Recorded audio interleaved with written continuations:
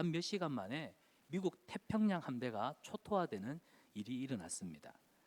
전함들은 폭격을 맞고 가라앉았습니다. 전투기들은 이륙도 제대로 해보지 못한 채 화염에 휩싸이고 말았지요. 미국 역사상 아주 처참한 최악의 군사적 패배였습니다. 그런데 여러분, 이 진주만 공격이 있기 전에 사실 미국은 일본의 위협을 감지하고 있었어요.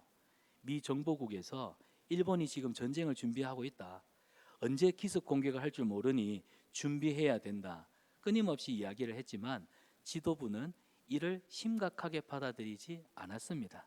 저 아시아의 조그만 나라가 이 태평양을 건너서 이 미국을 친다고? 말도 안 되는 소리.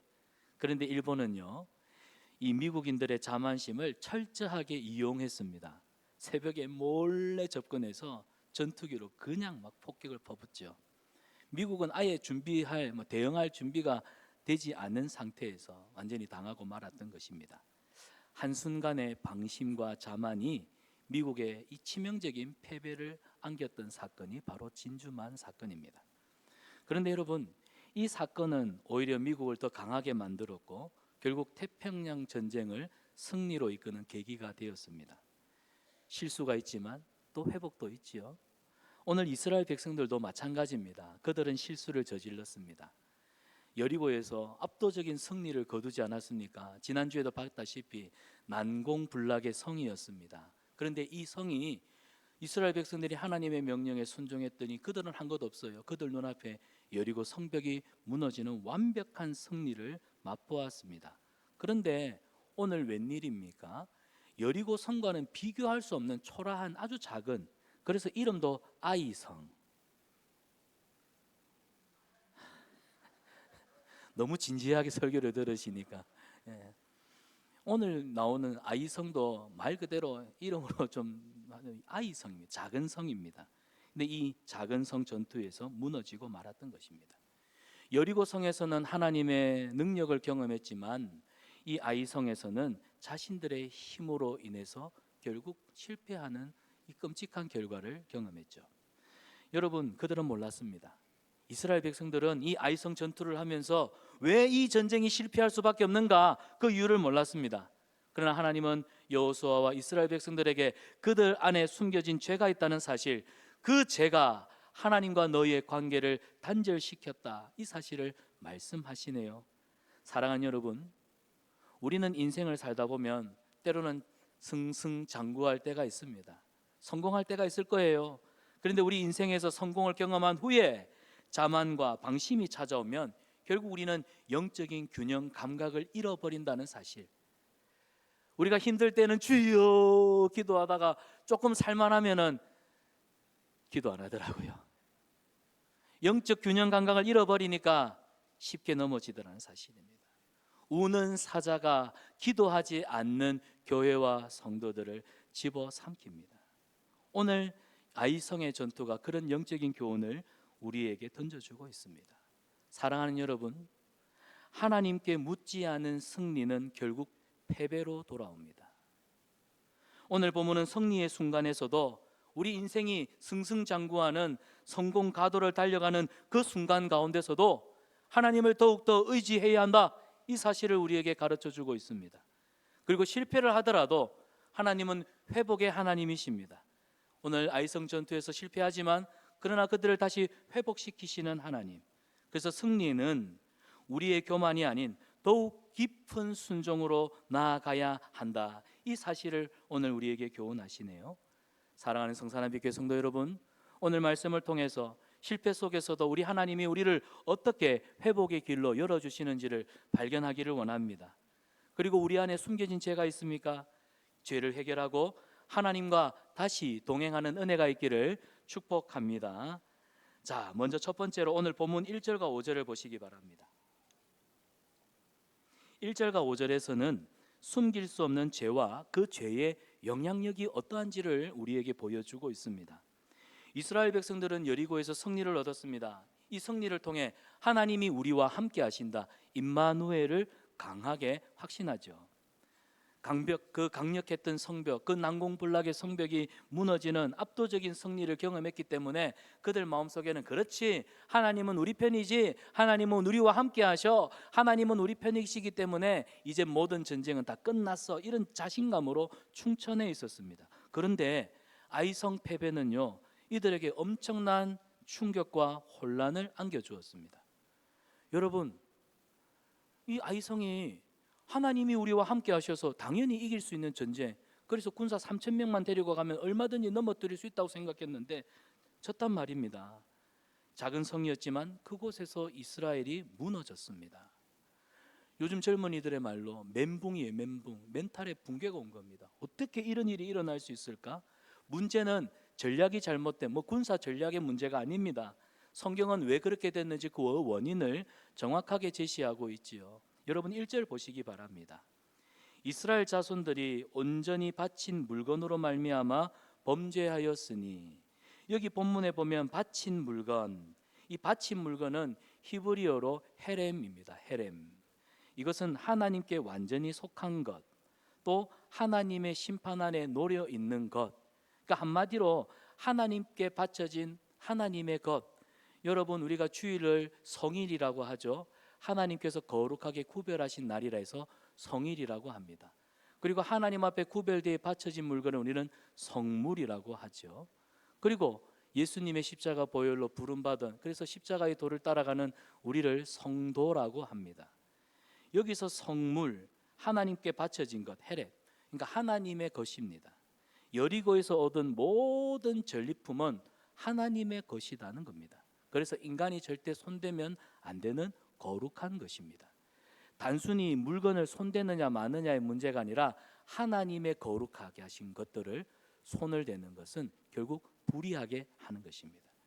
여러분, 그런데 오늘 성경을 보면 아간의 탐욕에 사로잡혀서 하나님의 거룩한 것, 하나님께 드려야 할 것을 자신의 것으로 삼지요. 그래서 오늘 읽진 않았지만 21절을 보면 아간이 손댄 것은 금덩이와 은 200세겔 그리고 아름다운 외투 한 벌을 자기 장막에 숨겼습니다. 그런데 이 행위는 그냥 단순한 도둑질이 아니에요. 하나님의 권위에 대한 도전으로 하나님이 여기신 겁니다. 우리는 성경을 볼 때 물건 하나 훔친 것으로 생각하지만 하나님은 아간의 행동을 뭐로 보시냐면 거룩하신 하나님의 거룩함을 훼손했다라고 보신 거예요. 명예를 훼손한 겁니다. 하나님의 백성들이 하나님의 말씀대로 살지 않고 하나님의 명령에 순종하지 않는 건 하나님의 명예를 훼손하는 것입니다. 단순히 죄로 여길 것이 아니에요. 하나님의 명예를 훼손한 거예요.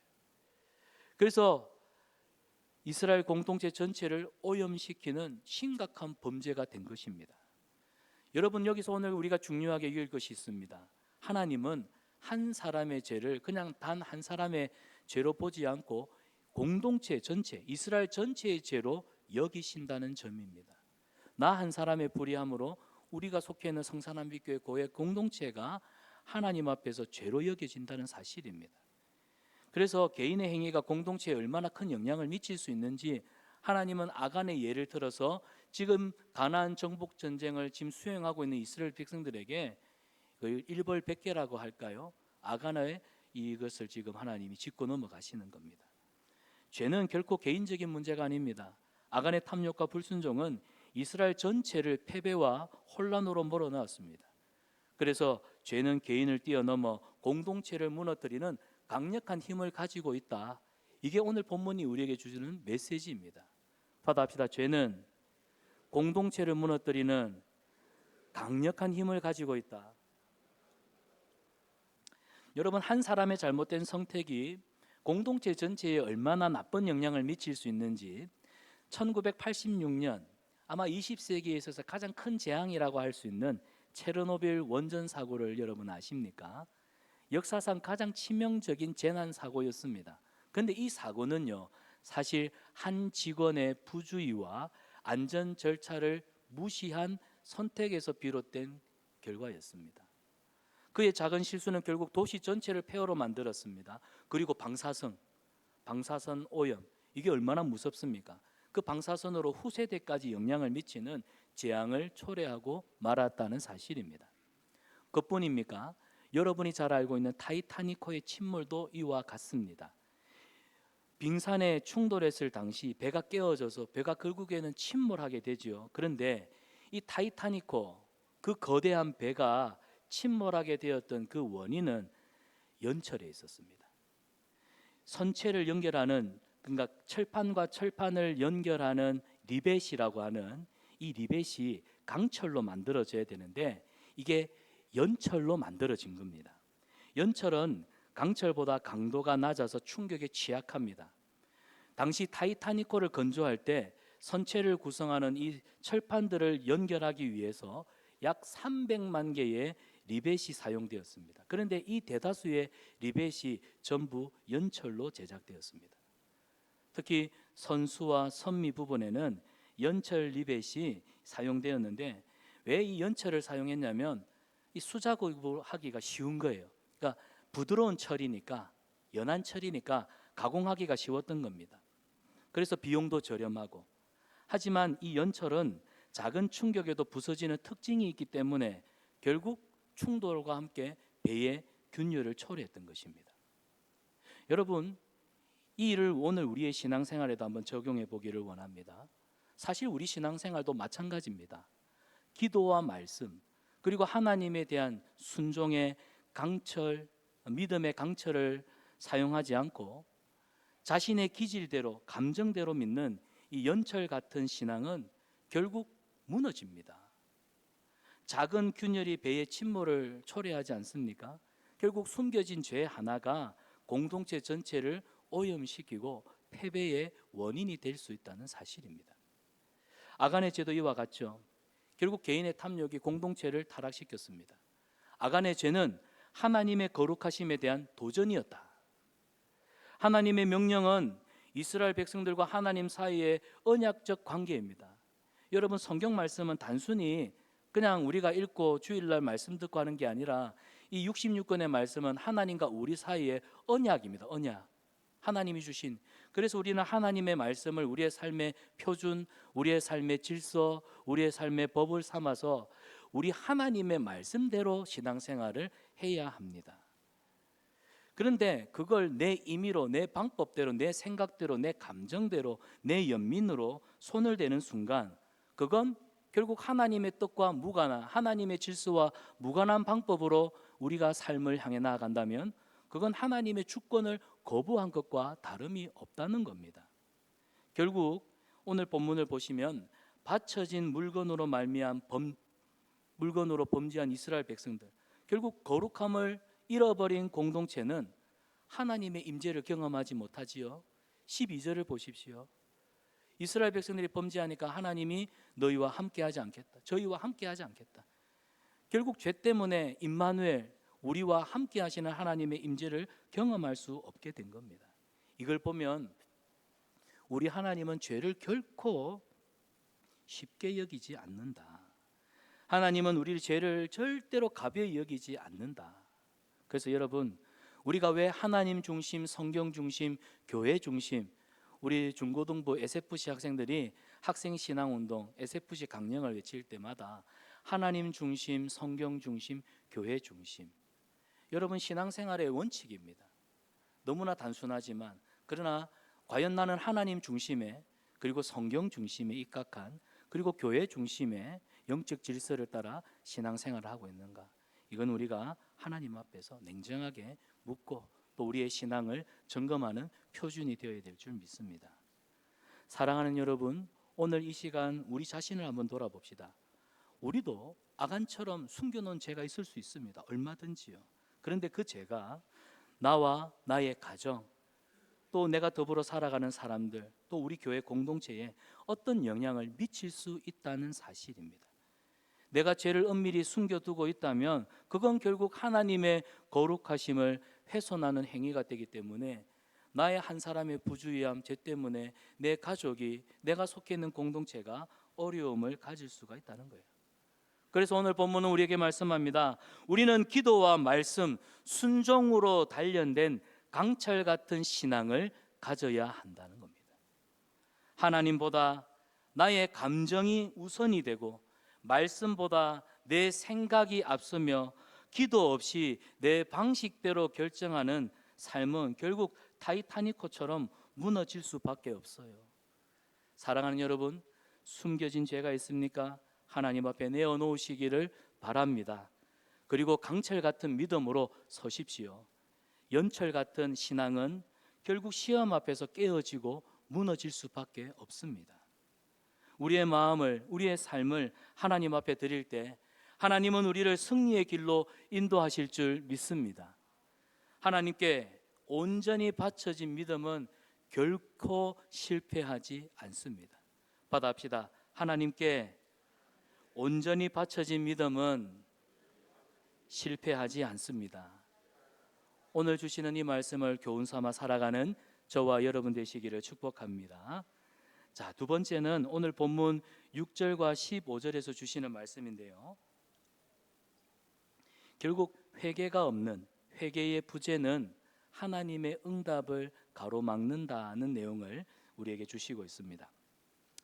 이스라엘 백성들이 아이성에서 패배를 경험합니다. 그때 뭘 느꼈을까요? 여리고성에서는 하나님이 우리와 함께 하심을 경험했는데 아이성에서 딱 실패하는 순간 하나님이 안 계시는구나, 하나님이 안 도우시는구나, 이걸 깨닫지 않았겠습니까? 그래서 여호수아가 하나님 앞에 옷을 찢고 땅에 엎드려서 탄식하며 기도합니다. 7절입니다. 슬프도소이다 주 여호와여, 어찌하여 이 백성을 인도하여 요단을 건너게 하시고 우리를 아모리 사람의 손에 넘겨 멸망시키려 하셨나이까. 여러분, 여호수아의 기도가 얼마나 절박한지를 한번 보십시오. 지금 하나님 앞에 옷을 찢고 땅에 엎드려서 절박한 마음으로 간절하게 기도하고 있습니다.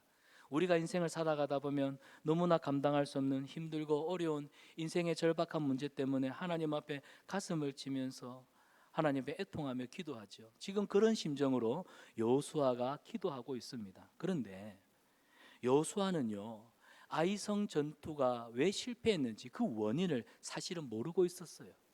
그래서 이 실패의 원인을 이스라엘이 아니라 하나님께 돌리고 있었다는 사실입니다.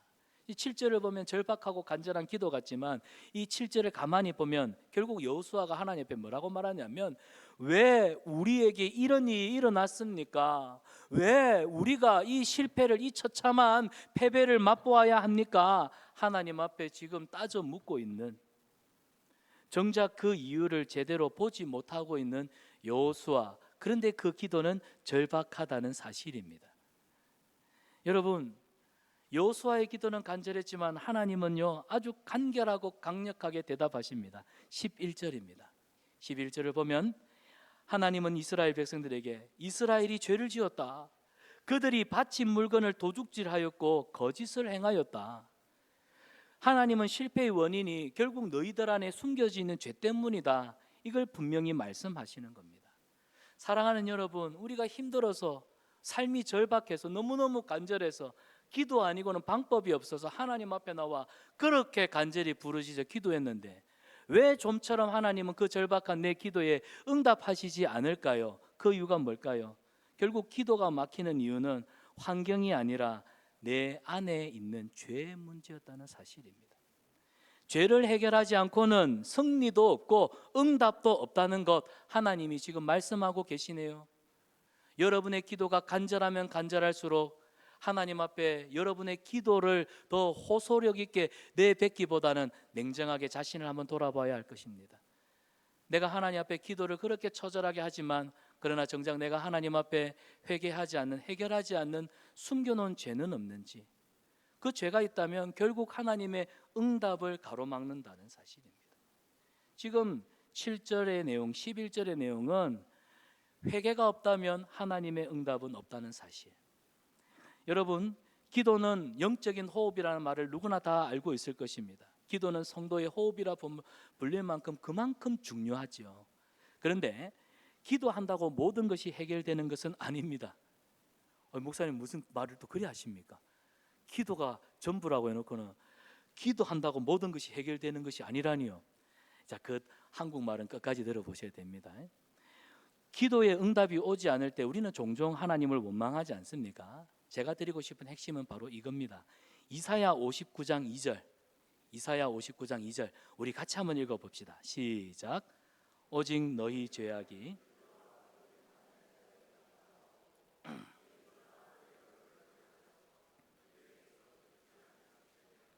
여러분 여기 보시면 죄가, 우리 안에 있는 죄가 하나님과 우리 사이를 갈라놓았습니다. 그리고 죄 때문에 하나님이 얼굴을 가리우셨다라고 얘기해요. 여러분 우리 예배 끝날 때 제사장적 축복으로 축도를 합니다. 민수기 말씀으로. 그때 보면은 여호와께서 그 얼굴을 너희에게 비추사. 하나님의 얼굴은 우리를 향한 하나님의 긍휼과 사랑과 자비와 하늘에 신령한 모든 은총의 복을 표현한 대표적인 상징적인 그런 표현입니다. 근데 그 얼굴을 가린다고 하는 것은 죄 때문에 결국 하나님께로부터 오는 하늘의 신령한 복, 온갖 것들이 다 중단된다는 뜻입니다. 자, 이사야서에서 말하는 이 말은 결국 뭐냐면 기도 중요하지. 기도가 우리 삶에 해결하는 키가 될 수 있지. 열쇠가 되지. 하지만 기도 앞서 중요한 것이 있는데 그게 뭐냐면 죄를 해결하는 것이다. 기도보다 먼저 해결할 것은 죄 문제를 해결하는 것이다. 지금 이걸 말씀하시는 겁니다. 그래서 여호수아는 하나님 앞에 엎드렸지만 하나님이 뭐라고 말씀하세요? 본문 10절을 보시기 바랍니다. 여호수아야 일어나라. 어찌하여 이렇게 엎드렸느냐?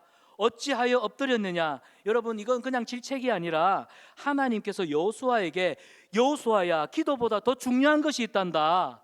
죄란다. 죄 문제를 다루는 것이 지금 가장 시급한 문제야. 그 얘기를 지금 말씀하시는 겁니다. 그래서 사랑하는 여러분, 죄는 단순히 어떤 감정적으로 슬픈, 그리고 하나님 내가 이런 죄를 지었어요, 내 죄를 인정하는 것을 넘어서 죄는 뭐냐면 끊어내는 것이고 돌이키는 행동을 표현하는 것, 그게 회개라는 것입니다. 그래서 여호수아는 하나님의 말씀을 따라서 철저하게 죄를 이제 밝혀내기 시작합니다. 아간의 죄를 밝히고 그런 다음에 공동체의 영적 질서를 세우는 일을 시작하지요. 사랑하는 여러분, 회개는 회복으로 가는 유일한 길임을 기억하시길 바랍니다. 18세기 영국에서 존 웨슬레 목사님을 통해 감리교 이 대부흥 운동이 영국을 부흥시키는 놀라운 단초가 되었습니다. 그때 웨슬리 목사님은요, 존 웨슬리 목사님은 그 감리교 부흥 운동을 일으키면서 회개를 강조했습니다. 철저한 회개를 강조했습니다. 그래서 집회 때마다 사람들에게 자기 마음속에 숨겨놓은 죄가 없는지 하나님 앞에 자기 죄를 내놓고 회개케 했습니다. 1910년 우리나라의 평양에 있었던 대부흥운동도, 그 앞에 원산 대부흥운동도, 1908년 원산 대부흥운동도 결국에는 죄로부터, 로버트 하디 목사님이 자기는 그 선진국에서 온 선교사인데 이 미개한 조선에 와가지고 조선 사람들 보니까 좀 하찮거든요. 그래서 선교사인데 긍휼의 마음은 없이, 하나님의 사랑의 마음은 없이 저 조선 사람들 미개한 사람들이라고 하대했던 그 자신의 죄를 회개하기 시작하면서 원산 대부흥 운동이 일어났고, 길선주 목사님은 평신도였습니다. 친구가 죽어가면서 가족들을 위해 써달라고 맡겨둔 돈 자기가 중간에 띵땅했던 거 말씀을 들으면서 그 죄가 깨달아지니까 그걸 하나님 앞에 내놓고 통렬하게 공동체 앞에서 회개하기 시작하면서, 사실 원산 대부흥운동과 평양 대부흥운동의 시작은 회개에 있었다는 사실입니다. 사랑하는 여러분, 우리에게도 이러한 회개가 필요합니다. 내가 하나님 앞에서 이렇게 열심히 신앙생활했음에도 불구하고 뭔가가 내 삶에 형통함이 없고 기도가 가로막히고 예배의 은혜가 없다면 하나님 앞에 저도 여러분도 혹시 숨겨놓은 죄는 없습니까? 회개는 죄를 끊어내는 겁니다. 습관적으로 반복적으로 쉽게 타협해버렸던 그 죄를 끊어내고 그리고 돌이키는 것이 회개입니다. 이 회개가, 한 사람의 회개가 가정을 바꾸고 공동체를 바꾸며 이 나라 대한민국을 바꾸게 될 줄 믿습니다. 사랑하는 여러분, 우리가 새해를 시작하면서 40일 새벽 기도회를 하고 있지요. 왜 할까요? 하나님이 저에게 그런 마음을 주시더라고요. 회개가 없으면 변화가 없다는 것입니다. 회개가 없으면 변화가 없다는 겁니다. 오늘 하나님 앞에 엎드려 우리 자신을 돌아봅시다. 우리 자신을 점검해 봅시다. 우리도 다 똑같은 죄인입니다. 우리에게 필요한 것은 회개입니다. 회개를 통하여 하나님이 주시는 용서와 그 용서로 또 우리에게 서로에게 허물진 자들을 용서하고 사랑하며 상처들을 우리가 다듬어 치유해 갈 수가 있는 것입니다. 사랑하는 성산한빛교회 성도 여러분, 회개는 우리 삶을 거룩함으로 변화시키는 은혜임을 기억하시길 바랍니다. 우리 삶의 회개를 통해서 우리 공동체가 하나님께서 회복시키시는 그 치유와 은혜를 맛보기를 축복합니다. 마지막 세 번째는 오늘 우리가 읽진 않았지만 16절에서 26절의 내용인데요. 이 16절과 26절을 통해서 하나님은 이제 이스라엘 백성들을 거룩하게 회복시켜 나가고 있음을 보여주십니다. 자, 이 16절과 26절에서 이제 아간의 죄가 드러납니다. 하나님은 이스라엘 공동체가 이 이제 명백한 이 죄를 그냥 단순하게 넘어갈 것이 아니라 철저하게 이 죄 문제를 다루라 명령하고 계세요. 여러분, 아간의 죄는 단순한 절도가 아니라 하나님의 명령, 하나님의 법, 하나님의 질서를 어겼다.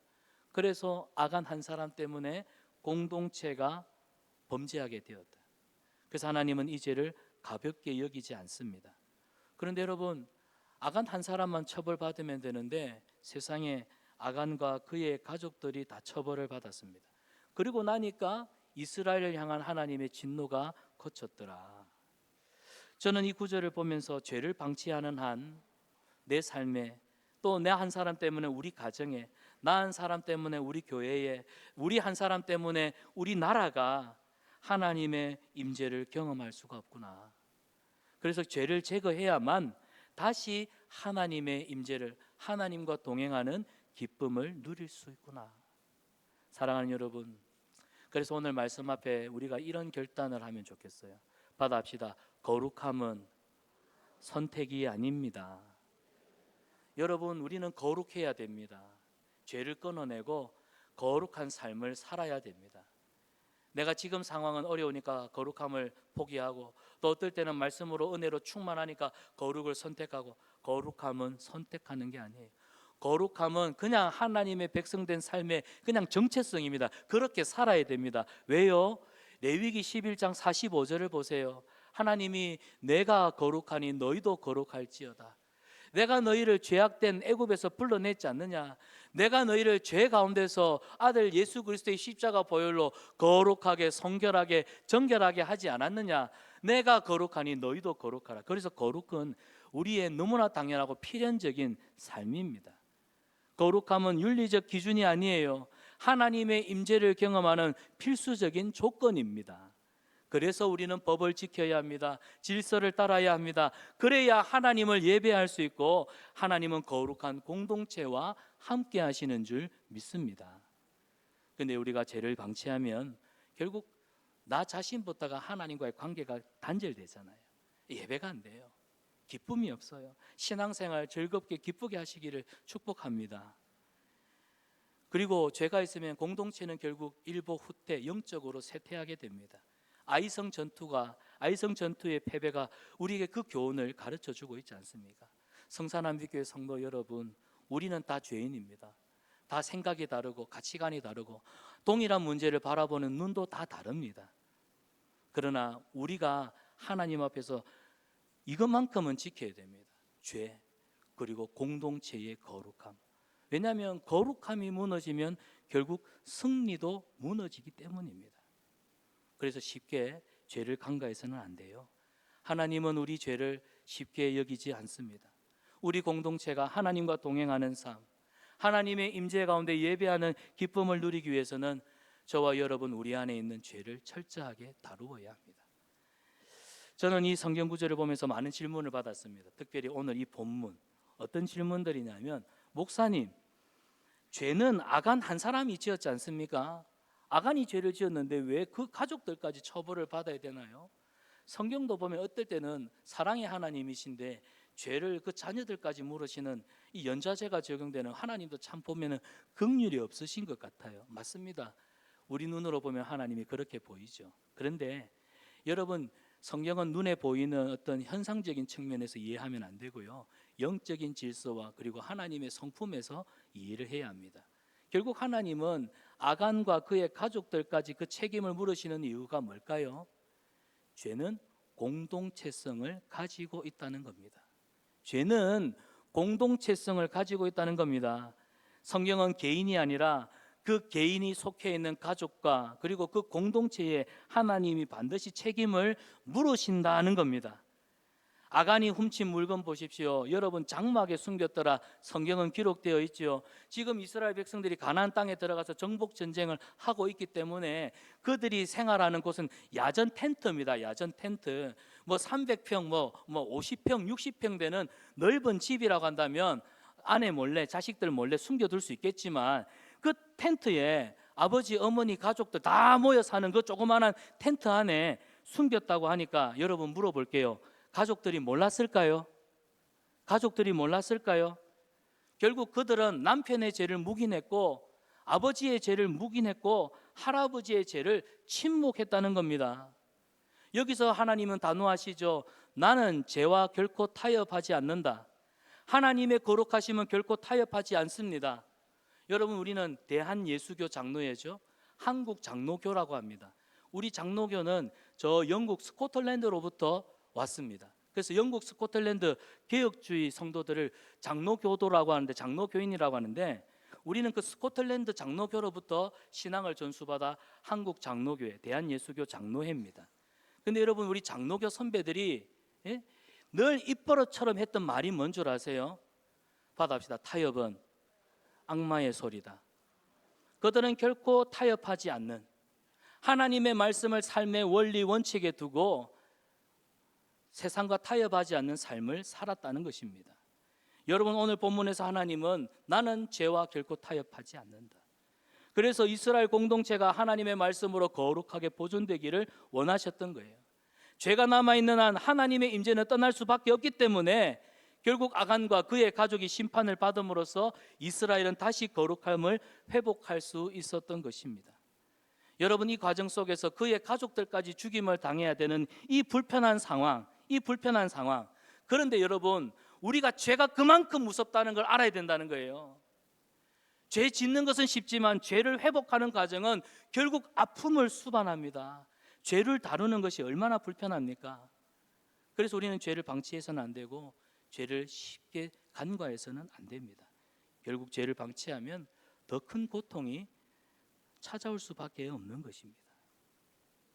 1968년 멕시코 올림픽에서 아주 감동적인 사건이 일어납니다. 에티오피아 출신의 마라톤 선수인데, 여러분 아마 유튜브를 또 자주 보시는 분들에게는 아마 이런 예화도 아마 보셨을 텐데, 존 스티븐 아쿠아리라고 하는 이티오피아 선수입니다. 마라톤 선수인데 달리는 중에 부상을 입고 이제 거의 달리지 못할 수준까지 되었습니다. 그런데 그 부상 가운데서도 쩔뚝거리면서 또 땅을 기어가면서 결국에는 완주를 하는데요. 기자들이 물었습니다. 아니 그 왜 그렇게까지 하냐 그랬더니 이 스티반 아쿠아리가 그래요. 나의 조국 에티오피아에서 나를 올림픽에 보낼 때는 준비 출발하라고 나를 이 멕시코에 보낸 것이 아닙니다. 끝까지 완주하라고 에티오피아 대표로 나를 보낸 것입니다. 고로 나의 사명은 끝까지 완주하는 것입니다. 사랑하는 여러분, 오늘 우리의 삶에도 한번 돌아봅시다. 거룩한 삶, 이거는 내가 오늘부터 거룩하게 살아야지 이 시작이 중요한 게 아니라 거룩한 삶을 끝까지 완주해야 되는 것. 여러분, 저와 여러분 우리의 거룩한 삶을 끝까지 완주해낼 수 있기를 축복합니다. 하나님께서 왜 우리를 그 죄 문제만큼은 철저하게 다루실까요? 이유는 거룩한 삶을 끝까지 완주해내라는 겁니다. 거룩한 삶을 끝까지 살아내라는 겁니다. 그렇게 하기 위해서 죄 문제만큼은 짚고 넘어가자. 내 아들아, 내 딸아. 죄는 거룩함을 완성하기 위한 과정 속에서 반드시 다루어져야 합니다.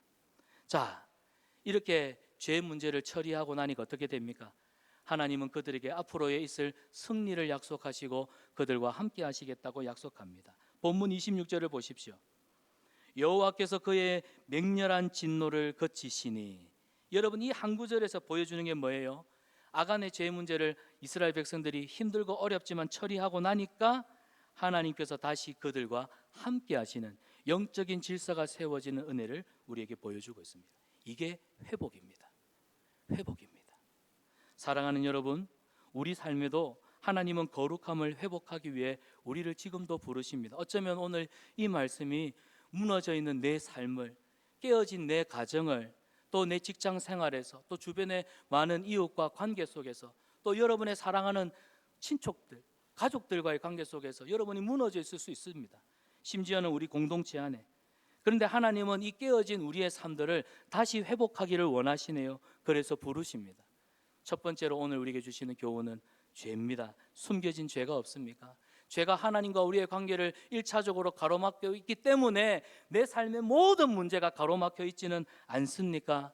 오늘 이 시간 새로운 결단을 하실 때 내 안에 끊어내지 못한, 돌이키지 않는 죄가 있는지를 냉정하게 볼 수 있는 영안을 달라고 기도하십시오. 그리고 그 죄를 끊어내시고 처리하시기를 바랍니다. 여러분, 거룩함은 우리 믿음의 시작이자 완성을 향한 우리의 목표입니다. 하나님은 오늘 우리에게 물으십니다. 하나님께 바칠 물건은 무엇인가? 우리가 하나님 앞에 바친 물건은 무엇인가? 그래서 오늘 이 아간의 이야기는 우리에게 교훈이 됩니다. 사랑하는 여러분, 거룩함이 무너지면 승리는 기대할 수 없습니다. 죄를 방치하면 하나님과의 관계가 끊어집니다. 숨겨진 죄를 해결해야 하나님의 임재를 경험할 수가 있습니다. 오늘 우리도 결단합시다. 받아합시다. 주님, 숨겨진 죄를 내려놓고 철저히 처리하겠습니다. 하나님 앞에서 거룩함을 회복하겠습니다. 하나님과 친밀한 관계를 다시 세우겠습니다. 저와 여러분, 거룩함을 회복함으로 날마다 하나님이 주시는 승리를 맛보는 그 형통함의 길을 걸어가시길 주님의 이름으로 축원합니다. 이 시간 우리 말씀을 생각하며 찬양할 때 우리 바다 같은 주의 사랑, 이 찬양을 함께 부르기를 원합니다.